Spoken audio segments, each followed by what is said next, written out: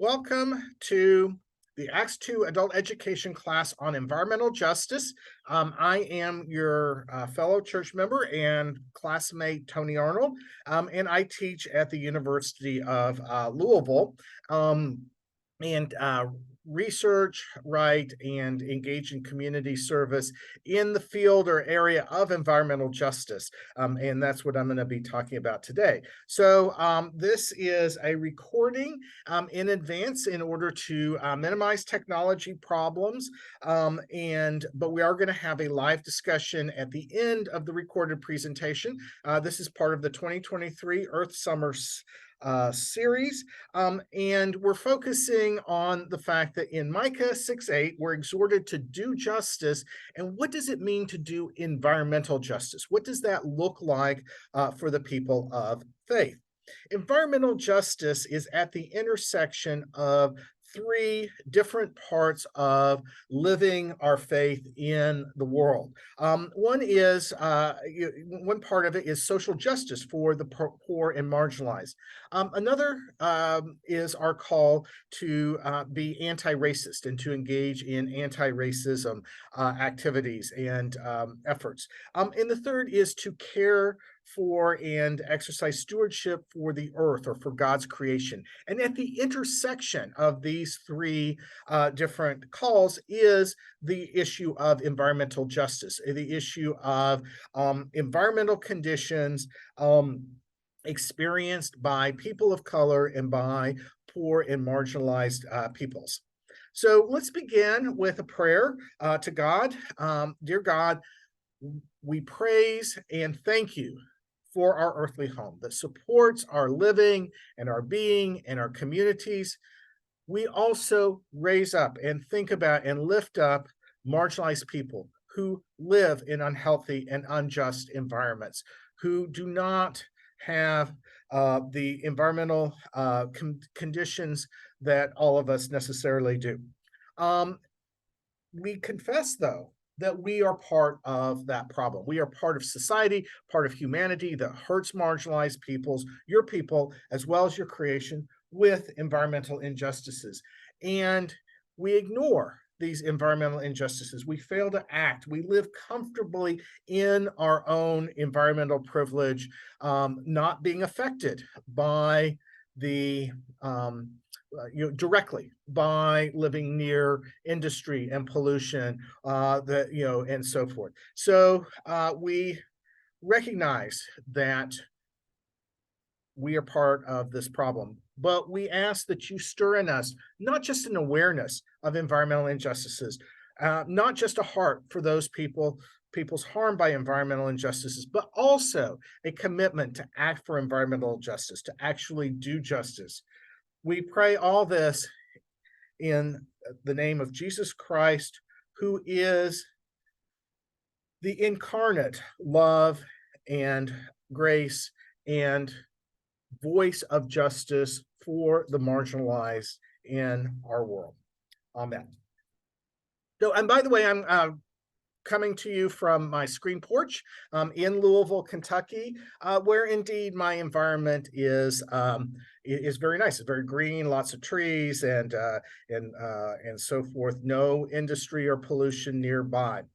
So let's talk about what environmental justice is. It is about the fair treatment of all peoples, regardless of race, ethnicity, or income, in environmental laws, policies, and conditions. And as you see from the pictures here, that people of color, low-income people, young people often live near or immediately adjacent to, or play near or immediately adjacent to, learn, go to school near or immediately adjacent to sources of environmental harm, polluting facilities, industry, toxic chemicals, and so on and so forth.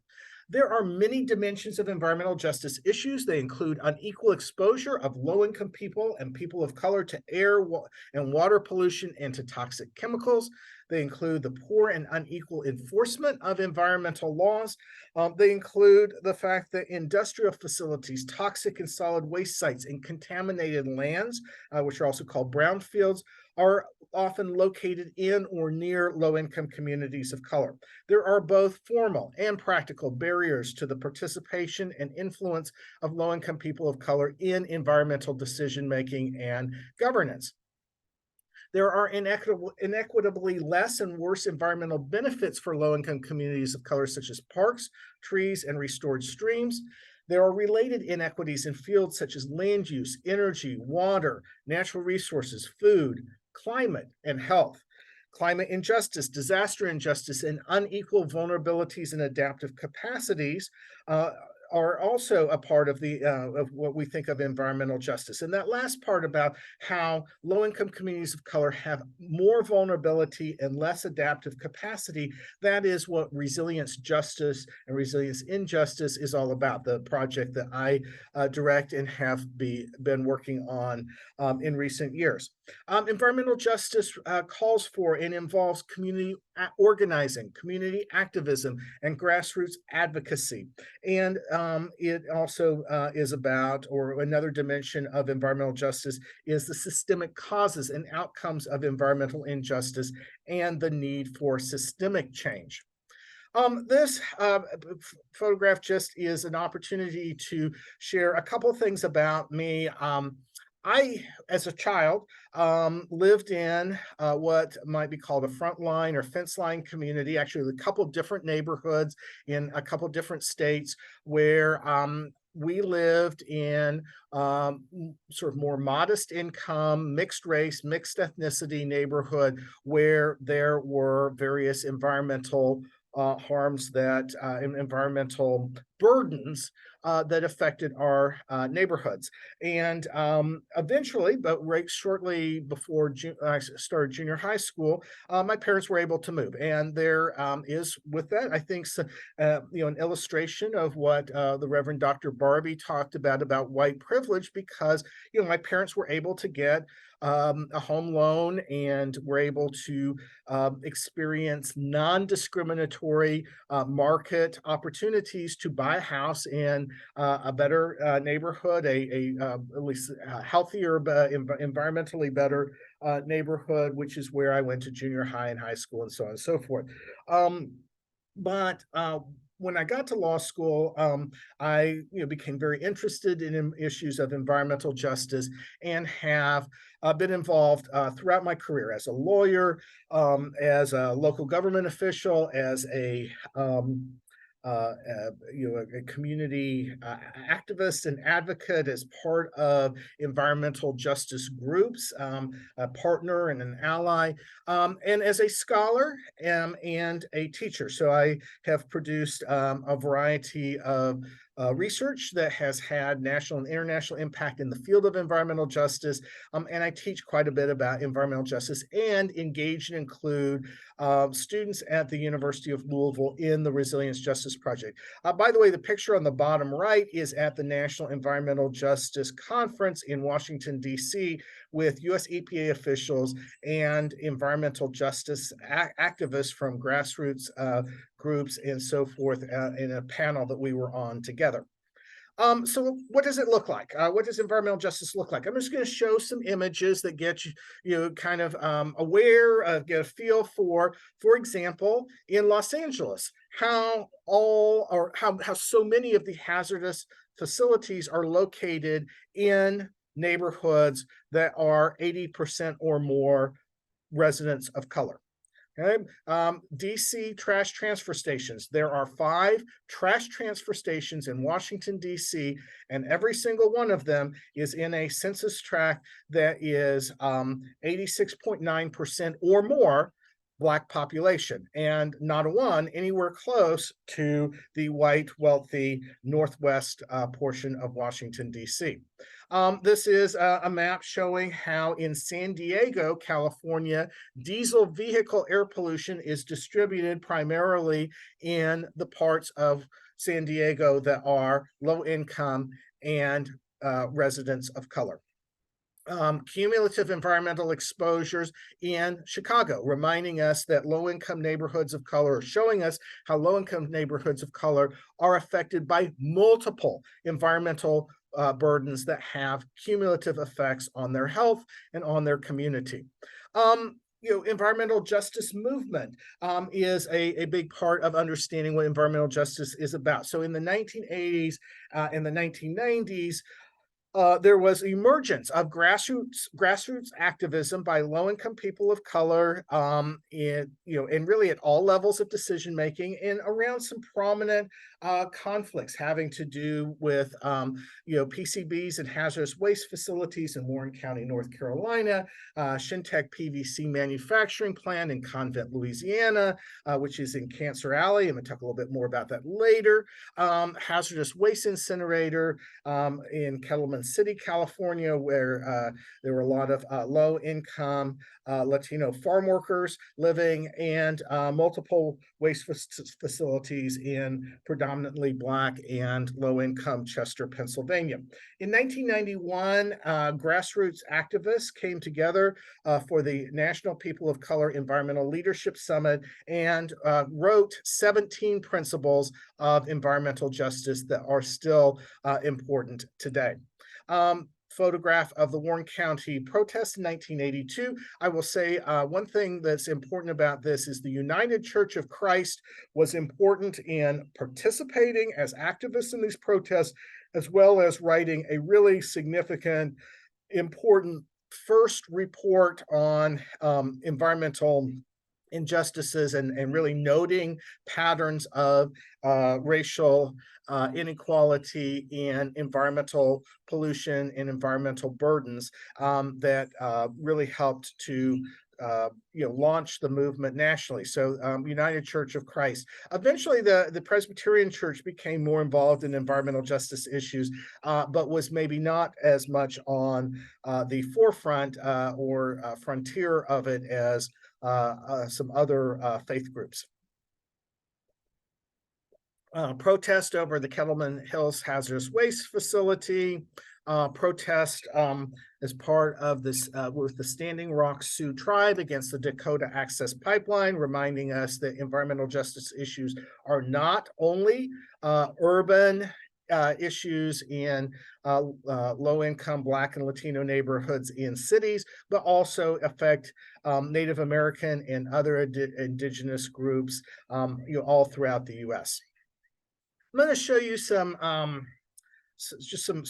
pictures, some maps that and photographs that depict environmental injustices in Louisville, just to give you a feel for patterns. So in Louisville, there are two industrial areas. One is Rubbertown, and the other is called Riverport. And Riverport's not featured on here, but it's just sort of on the left side, downriver from Rubbertown, and they're on the west end of Louisville, west and southwest end of Louisville. So what we're looking for in these pictures is to look at the patterns of how the environmental conditions relate to socioeconomic conditions and just see these sort of patterns over and over again in South and West Louisville. So to the left part and the lower left part of the maps. Okay, so Black or African American population concentrated in the West and Southwest.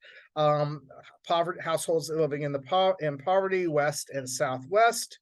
Housing insecurity or distribution of eviction rates in the West and Southwest.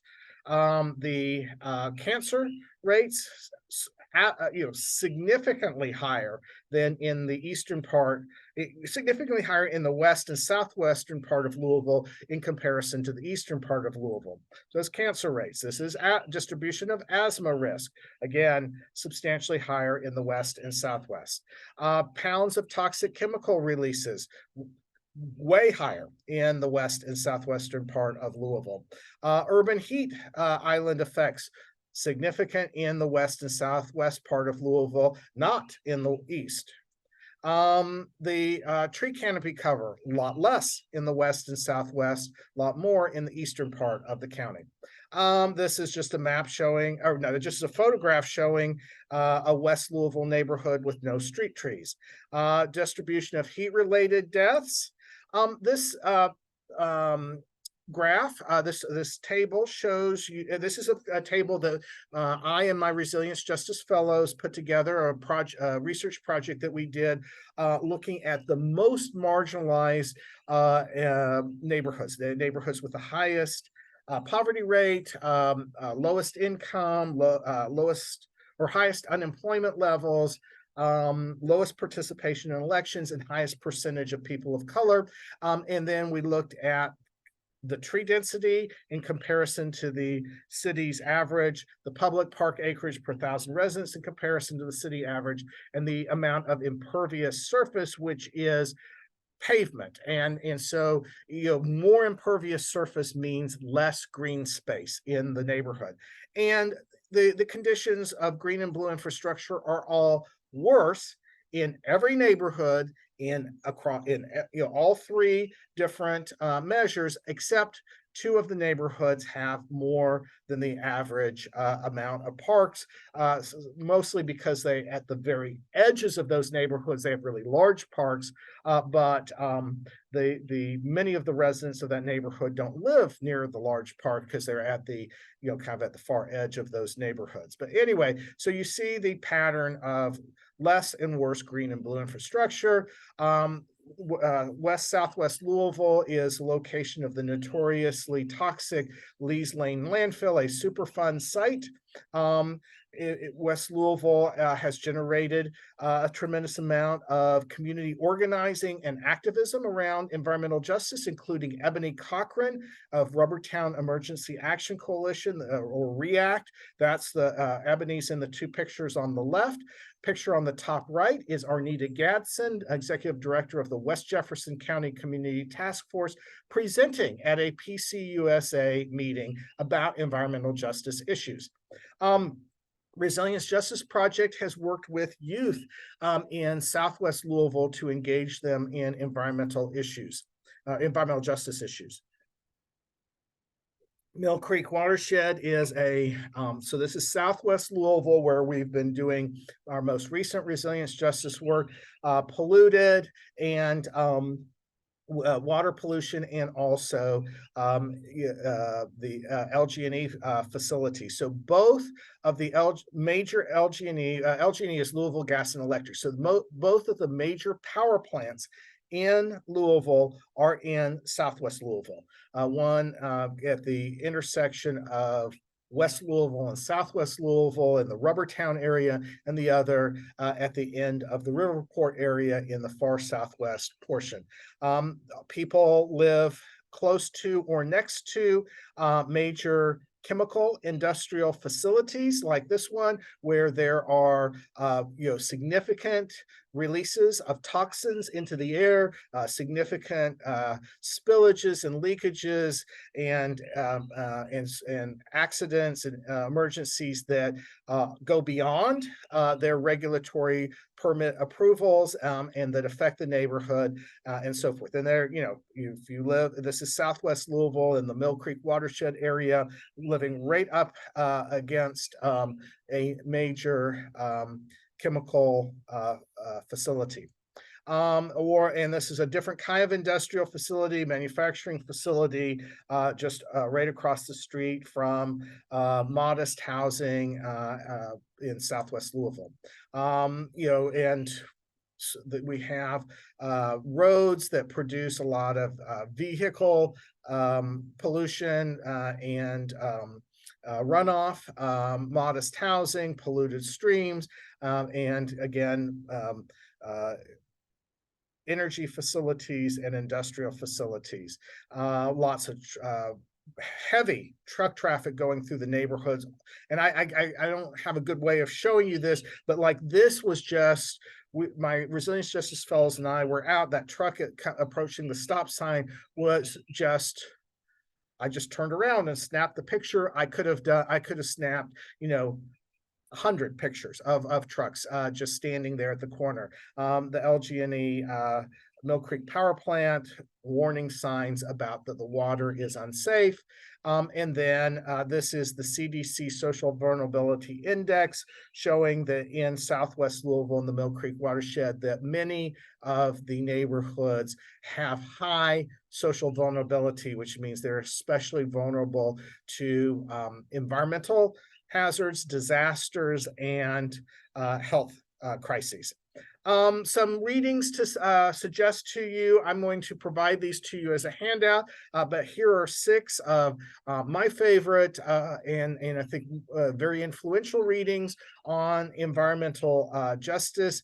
Some of the sort of significant founding or early work on environmental justice was by Dr. Robert Bullard, very influential. But I think some of those books are a little bit dated. So I've tried to include some more recent up-to-date works by others. And then these are some resources that I and my team at the Resilience Justice Project have published that are also have had national and international influence, and I've shared that with you as well. But what we want to really talk about today is environmental justice in the life of Christian faith. A core understanding of what our faith requires comes from Micah 6:8. He has told you, O mortal, what is good. And what does the Lord require of you but to do justice and to love kindness and to walk humbly with your God? What does it mean to do justice? What does it mean to do justice in an environmental context? In other words, what does it mean to do environmental justice? And so to explore this, I'm going to share a parable of 3 congregations. So I'm sort of building off of the parable of the Good Samaritan as a sort of structure, but I'm going to share about 3 different congregations, each of which met for study and prayer to ask, Lord Jesus, what does it mean to do justice, love our neighbors, and care for your creation? So congregation number 1 heard about major threats to environmental conditions of Majestic Mountain from mining, oil and gas production, and land development. Majestic Mountain is a beautiful and ecologically important place that many members of the congregation visit to hike, fish, camp, and stay in a new vacation resort. The members of congregation number 1 wrote letters to federal, state, and local officials to support the designation of Majestic Mountain as a national park so that it would be protected from resource extraction for the public to enjoy. Congregation number 1 also learned about the general health and environmental impacts of air pollution from industries, power plants, and vehicles, which the members of congregation number 1 worried would harm their children and grandchildren. These members of congregation number 1 wrote, joined advocacy, joined an organization advocating for stronger air quality regulations and wrote letters in support of air quality regulations.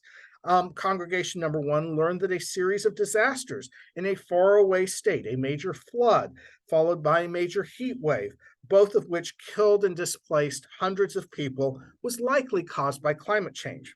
Congregation number 1 decided to retrofit its church building with lots of energy-saving technology that would decrease congregation number 1's contribution to greenhouse gases, and also to add a rain garden on the church property that would reduce the risk of flooding to the church buildings. Now, congregation number 2 also heard about the threats to the Majestic Mountain, but congregation number 2 also learned that Majestic Mountain is considered a sacred place to a Native American tribe. Therefore, congregation number 2 invited tribal leaders to speak at congregation number 2's church about the tribe's struggle to protect Majestic Mountain for spiritual, cultural, and ecological reasons. Congregation number 2 also learned about the general health and environmental impacts of air pollution from industries, power plants, and vehicles, but they also learned that this air pollution disproportionately harms residents of low-income Black and Latino communities, especially children. Congregation number 2's Sunday school class on anti-racism added a unit on Sunday school class on anti-racism added a unit on environmental racism and injustice so that everyone could learn more about the systemic racism behind the pollution and health inequalities. They also learned about this major disaster, the flood and the heat wave and so forth caused by climate change. So they gathered donations of bottled waters, fans, and used clothes, which they sent with a mission team of youth and adults from congregation number 2. The mission team traveled to this faraway state to deliver the aid and help the disaster victims for a few days. And while they were there, they learned that most of the disaster victims were low-income immigrants from the Caribbean, Africa, and South Central Asia. And so they added a unit on climate justice to their anti-racism class.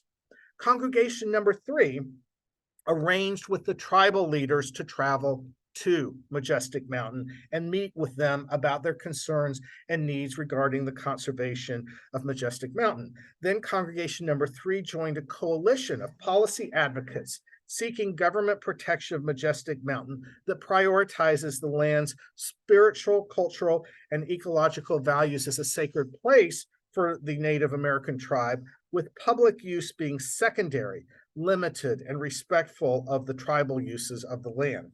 Congregation number 3 also organized a set of Sunday school class sessions on environmental racism and injustice, but they used their education to become partners with several grassroots community-based environmental justice groups to seek stronger government regulations that take into account the cumulative impacts of pollution on low-income neighborhoods of color. And to seek changes to local land use planning and regulation in order to keep polluting facilities out of the neighborhoods. When congregation number 3 learned about the series of disasters, the flood and the heat wave that we talked about before, they reached out to the community groups in the affected area. They learned that while the community residents wanted projects that would restore local streams and wetlands and plant more trees and native vegetation in order to mitigate both flood and heat risk, the community residents were concerned that these projects would stimulate gentrification of their neighborhoods and displacement due to rising housing costs. So congregation number 3 decided to partner with community residents, local churches in this faraway place, and local environmental justice and housing advocates in this faraway place to create a community-based green and affordable housing trust in that location. And they also, this trust then in turn created internships for youth who would then come and work in the marginalized immigrant neighborhoods. 5 years later, one of the interns working in this green and affordable housing trust in this far-off city received an offer to spend 2 years as a climate justice fellow in Haiti, working on long-term climate justice strategies. Congregation number 3, which had been funding the internship in the neighborhood in this far-off city in the US, was asked to fund half of this young person's climate justice fellowship. The congregation had a spirited and difficult discussion about whether they should be spending their mission funds maybe on their own young people or in their own local community. But they decided that the global nature of environmental and climate injustices make youth in far-off places and Haitians affected by climate change their neighbors. So their neighbors are not only the folks down the street, not only their own youth in their church, but young people working on climate justice in far-off cities, people in Haiti who are especially vulnerable to climate change. So congregation number 3 now supports environmental justice efforts in its own local communities, the Green and Affordable Housing Trust in the faraway state, and a climate justice fellow in Haiti.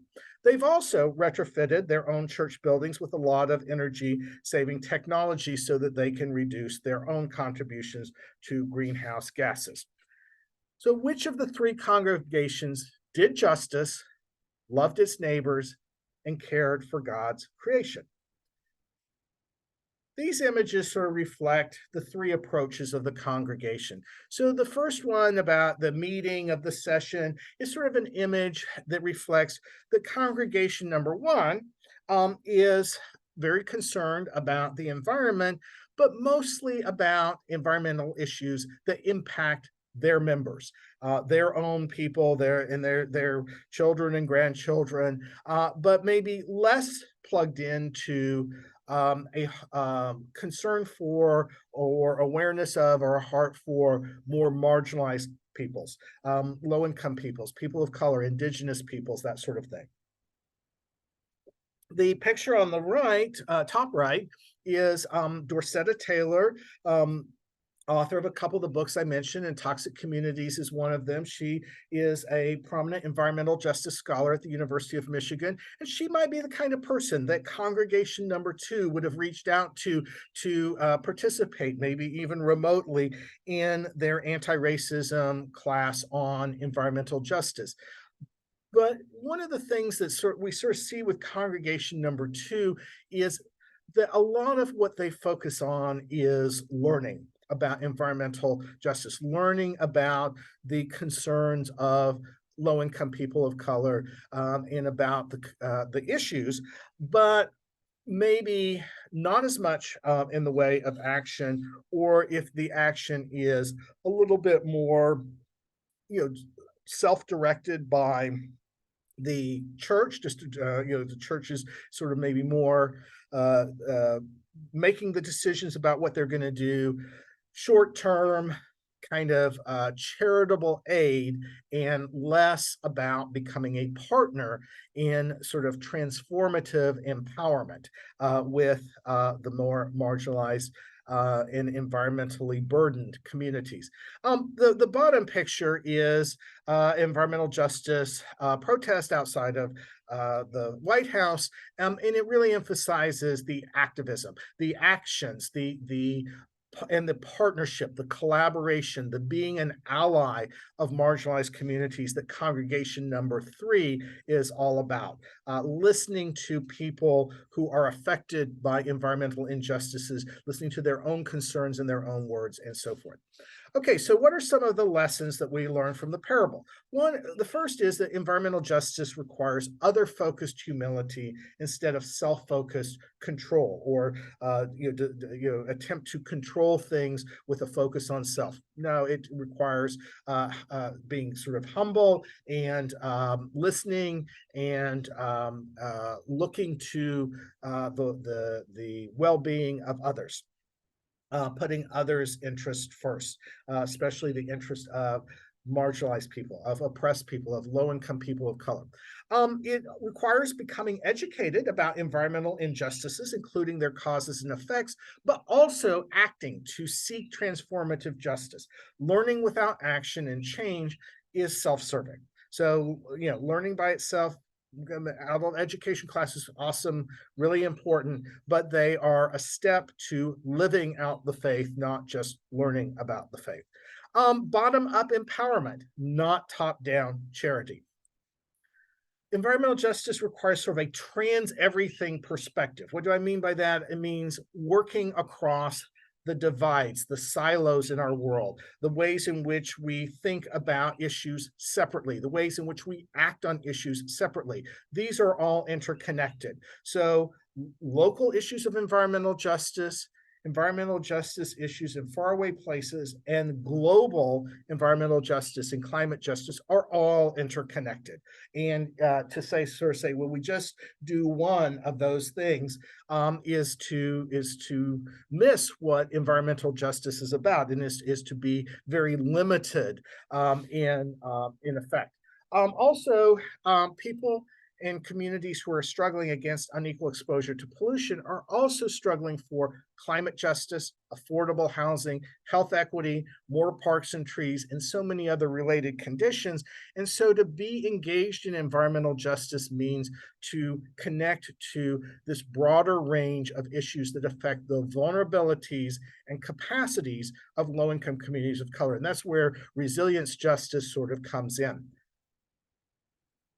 Environmental justice is a long and continuing journey, a ongoing struggle. So it is necessary to remain steadfast. Steadfast is a good biblical word, and we sometimes don't talk about it as much because we want quick results. We want to kind of move from project to project. This year, the favored project is X, and then within a year or two, we've moved on to something else, or there's a new pastor or a new session or a new issue in the news or whatever. And what I would say from all my years of working on environmental justice issues is a really big need is to stay with it. Even when it's mundane and boring and there seems to be barriers to progress, the progress is only made if we remain committed and we remain engaged and we remain steadfast. And congregations must play key roles in the struggle for environmental justice. That's absolutely essential. So what are some ways that that First Presbyterian Church could or should do environmental justice? And so I have sort of 5 general suggestions, and then I'm going to share some specific issues that First Presbyterian Church could explore getting involved in. So the first is to partner with grassroots groups in low-income neighborhoods of color to join them in their anti-racism and anti-oppression struggle against unhealthy and inequitable environmental conditions, and to their struggle for healthy and equitable environmental conditions. Okay, so this partnership should happen locally, but it also, think about a partnership that could be with a community that's in the US, but in a faraway location. Okay, sort of thinking a little bit more like the early church in Acts, where yes, they took care of folks in their own community, but they also took care of people in need in other cities, in other faraway places, and their view of God's calling and that sense of who your neighbor is was not just the person next door down the street, but people in other localities around the US and in faraway places outside the US, in other nations and elsewhere in the world. Secondly, First Pres could partner with indigenous groups against continuing colonial violence against their lands, waters, and people. And you see the picture here, you recognize it, of Andrew and Brooke and tribal leaders, Pueblo leaders at the Caja del Rio. And so the Caja del Rio is a perfect example of a colonial violence against the lands and waters and peoples, indigenous peoples, and just in your own backyard, right? And the threats from things like oil and gas development and mining, graffiti and vandalism and violence, and so on and so forth. Gun violence and degradation of a sacred cultural and spiritual and ecological place. So again, you've got issues locally, but there are issues elsewhere in the US, not right in your backyard, where indigenous groups are seeking partners, and also indigenous communities elsewhere in the world that are really under threat from so many environmental harms and from climate change. Third, First Presbyterian Church members could support regulations, laws, and policies that address environmental injustices, not just the regulations, laws, and policies that benefit us specifically, that are about the environmental issues that we particularly love or get benefit from, but the environmental issues that affect low-income people of color, the most marginalized and most vulnerable, most oppressed peoples. And again, regulations, laws, and policies can be local, they can be elsewhere in the country, or they can be outside the US. Fourth, First Presbyterian Church can contribute to climate justice, not only by reducing our contribution to climate change, but also, and so that's underway, right? We're trying to look at the church facilities and church operations to see how we can reduce our contribution to climate change. But also, we should be thinking about collaborating with marginalized and vulnerable communities to build their resilience and adaptive capacities. As Jen Black has already shared in a couple of different class sessions in the Acts 2 adult ed classes, climate change is already underway, and we desperately need to put the brakes on it. But it's like a skid, right? We're gonna continue to experience the effects of climate change, and they are hitting low-income people of color, both in the U.S. and around the world, vastly more significantly, vastly more harmfully than white white communities, wealthier communities, American communities. And so again, we need to be thinking about how we can be partnering with marginalized and vulnerable communities to help build their resilience to climate change. And then finally, I would suggest that financially supporting young people who are working for environmental, climate, and resilience justice is something that the church could do. And that because young people deeply care about this, maybe not every young person, but overall, the the children, youth, young adults of today see these issues as directly affecting them, affecting their future, and as ethical imperatives of caring for and seeking justice with and for the most marginalized and oppressed peoples, the people who are being significantly burdened by climate change, significantly burdened by environmental harms, by continued behaviors that are consumeristic and destructive and self-serving in the short run, but really affecting the future of the earth, of humanity, of our world. And so young people want to be involved, but where are jobs? Where are the funded internships? They're with, quite frankly, they're with the businesses and the government agencies and the law firms and so on and so forth that are going to, they're part of the problem. And so, activism and making a meaningful, transformative change is often unfunded work that young people want to be involved in. And so the question is, could the church help, really sort of see these young people as missionaries, as people who are, developing, a long-term commitment to this work and to maybe support them. Okay, so that's 15 different projects. Surely we can't, how can we do all that, right? Surely we can't do all that.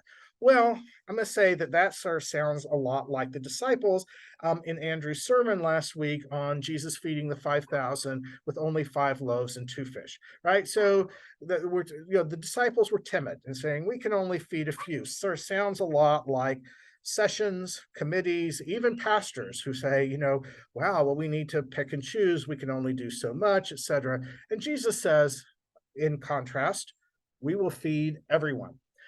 The Bible's clear. God regularly calls and empowers God's people to do the seemingly impossible, to get out of our comfort zone, to take a leap of faith, to take on these imperatives that seem overwhelming. So Moses, Battle of Jericho, just all of these sort of things. Early church, Jesus' birth, resurrection from the dead, miracles, etc. So, David and Goliath, goes on and on. And so that, and I think what we see time and again is that when a group of people of faith take on big challenges that they feel called to take on, but that are scary and seemingly impossible and so forth, it is invigorating, it is revitalizing, it is life infusing, because it is about making a stretch, making a sacrifice out of love, out of loving our neighbor, out of loving God's creation, out of loving people who are burdened and harmed by racism and inequality and environmental injustices. So where to begin? Well, let me first suggest that Santa Fe Southside community has been struggling against environmental injustices, such as in the last couple of years, an asphalt permit, as just an example. And, it's a question, I mean, is how is First Presbyterian Church, how have y'all as residents of Santa Fe, as members of the church community, engaged with this issue, worked alongside the community members in the South Side, joined their struggle for environmental justice. Those issues are ongoing. So South Side, get a little bit further away, South Valley of Albuquerque, big environmental justice issues. Indigenous communities, Native American tribes in New Mexico and the Southwest, the Pueblo, the Navajo, etc., really struggling for environmental justice. Great opportunities to be an ally, a partner, a collaborator, somebody who says, I'm going to show that I love you by joining you in your struggle for justice. Also, another big opportunity in the South Side is helping to connect South Side youth to nature, parks, outdoor recreation, and learning. So New Mexico has an amazing outdoor equity fund. That's important, but the fund needs to be implemented. There need to be volunteers. It needs to not just be some grants and some opportunities, but actually realities of youth being connected to nature, parks, outdoors, especially youth who historically typically don't have access, and also funding to expand the potential impact of this fund. If the only thing that is going to happen is a government fund is going to provide outdoor opportunities and equities for youth of color, then that's going to be pretty limited. The New Mexico Outdoor Equity Fund should be, shouldn't be the maximum. It should be the minimum. It should be the starting point, not the ending point. So great opportunities there, something that this church could do. You're already involved in the Caja del Rio, and I'm sure Andrew's pulled some of you into advocating for protection of Oak Flat in Arizona, which are both are both really important to tribes and in our cultural, spiritual, and ecological landscapes that are threatened. But the thing here I'd suggest is not only cleanups and education, but also activism. So, it's great to go out to the Caja and do a cleanup. It's great to go out and have a service and to learn more about it. But then, where is the action to protect that? Where's the action to try to influence those who have power in society to protect these landscapes? Be a supporter, an ally, or partner in the struggle of St. James Parish, Louisiana, to remedy nearly 2 centuries of environmental racism. So this is this has been going on for a while. So this is where I mentioned Convent, Louisiana. I mentioned the Cancer Alley. So Cancer Alley is an area from Baton Rouge to New Orleans with lots of chemical and petroleum and other heavy industrial and polluting facilities. Very low income. So the median income, I think, is less than $10,000 a household. Predominantly Black, many people who are descendants of people who were enslaved in the area, but they have been burdened by land use policies and planning and zoning and environmental permitting decisions that have placed all of these industrial harms in their communities, that have degraded and disrespected Black cemeteries, that have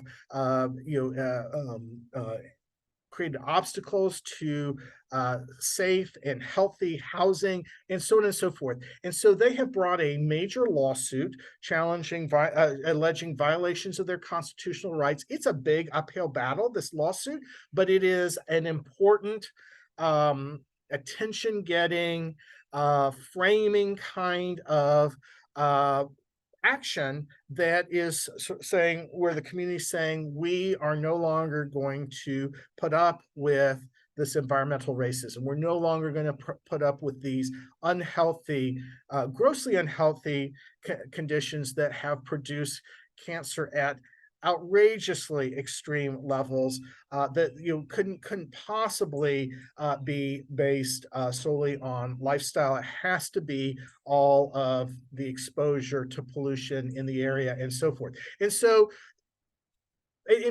actually, many of the people who are behind the lawsuit and the activism are Black women of faith. Okay, so it reminds me a little bit of some of the stories that we've been hearing in the last couple of years in Acts 2 and in Harry's sermons. And so, wouldn't it be amazing if First Presbyterian Church were to reach out and say, we want to support what you're doing. Yeah, we're here in Santa Fe. We're not.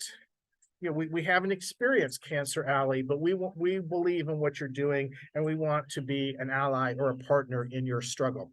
Another potential opportunity is to fund marginalized students at the University of Louisville to work with the Resilience Justice Project to build equitable adaptation to climate change and grassroots transformations of neighborhood environments in low-income communities of color throughout the U.S.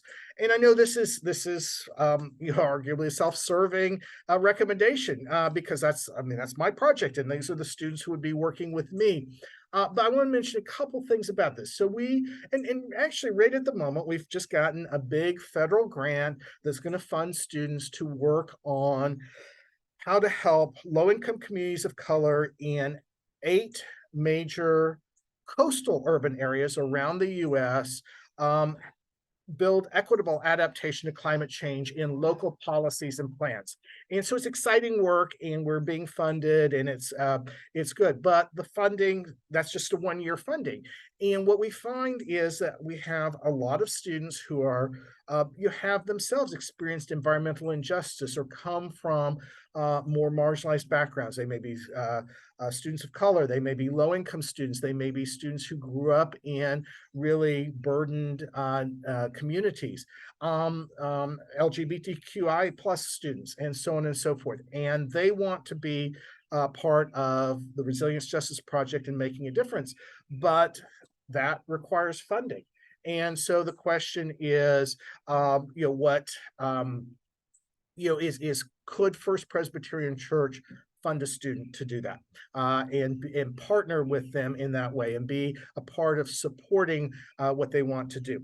And I think another thing is to support climate adaptive indigenous agricultural practices in Africa against corporate industrial agricultural forces. This is this is a big issue in Africa. It's related to climate justice and climate adaptation, this is actually something that the Resilience Justice Project is going to be involved in the future. But it's a way to connect to people who are struggling in a faraway place in Africa, and to help support them and what they're doing.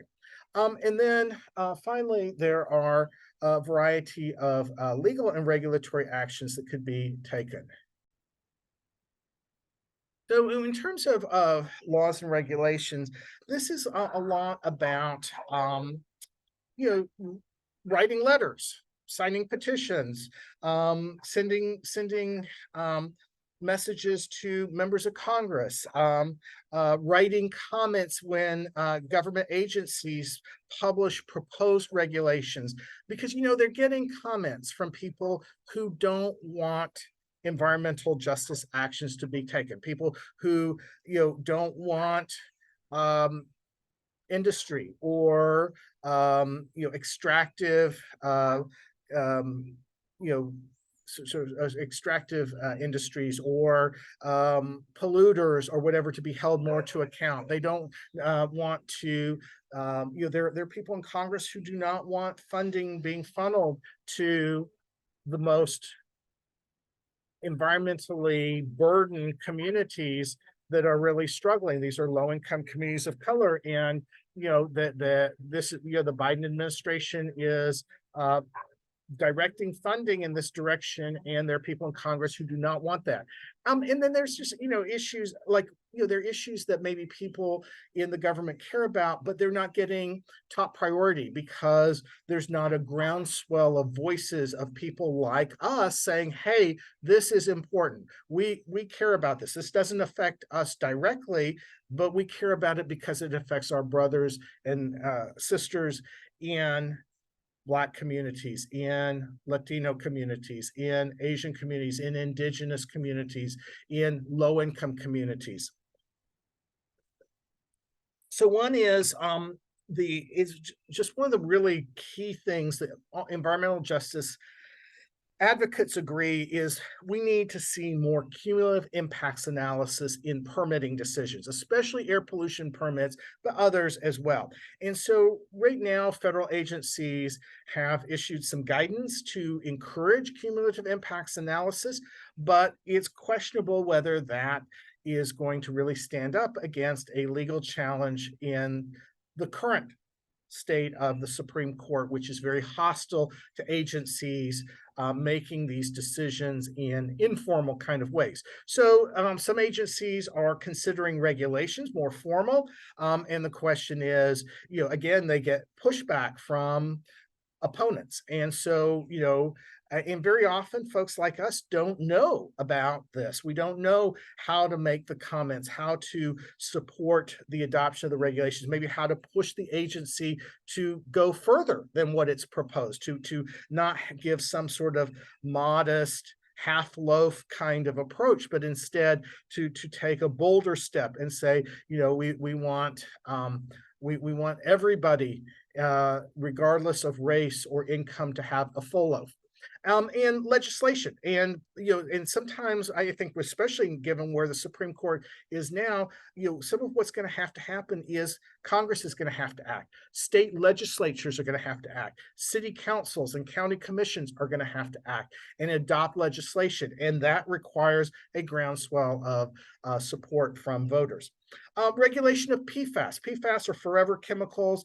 And the thing is, we've known for a long time that they very much harm humans in low-income communities of color. They stay in your body and cause all sorts of harms to your body forever. And but the thing is, finally, we're seeing action by the EPA on this because we've now discovered that all sorts of people, you know, white people, elite people, wealthy people, you know, people who have privilege are also affected by PFAS, and now that generates attention, but it is modest, and the EPA is only regulating a few of the PFAS chemicals, and has put a pause on their adoption of regulations. Well, that's concerning. There needs to be tremendous pressure, support. Justice 40 is a great initiative of the Biden administration to direct 40% of funds to low-income communities of color. But is it being implemented, and how well is it being implemented, and is there going to be pushback in Congress? Speaking of Congress, Senator Manchin from West Virginia and others in Congress are trying to exempt various energy projects. Some of them are supposedly clean energy projects, others are pipelines and so forth, but to exempt them from permitting requirements and environmental impact reviews in order to facilitate them. And there are, interestingly enough, there are environmental law professors who love protecting the environment who are saying, hey, we need to just really move clean energy transitions faster. And so we just need to dispense with these legal and regulatory requirements. But the problem is, when we dispense with the legal and regulatory requirements, it's mostly low-income communities of color that experience those impacts that end up not ever being considered, or that the locations of these projects are put in low-income communities of color, or that they are burdened on indigenous lands, or so on and so forth. And so, again, there maybe needs to be some pushback, some questioning, what kinds of exemptions are really needed. How is this going to play out, and so forth. And then finally, Congress has been considering for some years this Environmental Justice for All Act, but it doesn't really go anywhere, again, because it's not viewed as a high priority with mainstream voters because of the political marginalization of low-income people of color. That's something we can do. We can say, hey, we can write to members of Congress, say, hey, this is important. This needs to be passed, and so forth. Just going to share then finally, and I'm going to provide this to y'all in a document, some different websites about various denominations and faith groups and so forth that are involved in environmental justice issues, so that you can see the variety of different efforts that are underway where people of faith are living out what it means to do justice by engaging with issues of environmental racism and environmental injustice. And so I won't go through all these. You can take a look at the links and so forth when you get a chance. Finally now comes to a conclusion of the presentation and an opportunity for us to discuss in the class some of these issues. Thanks so much.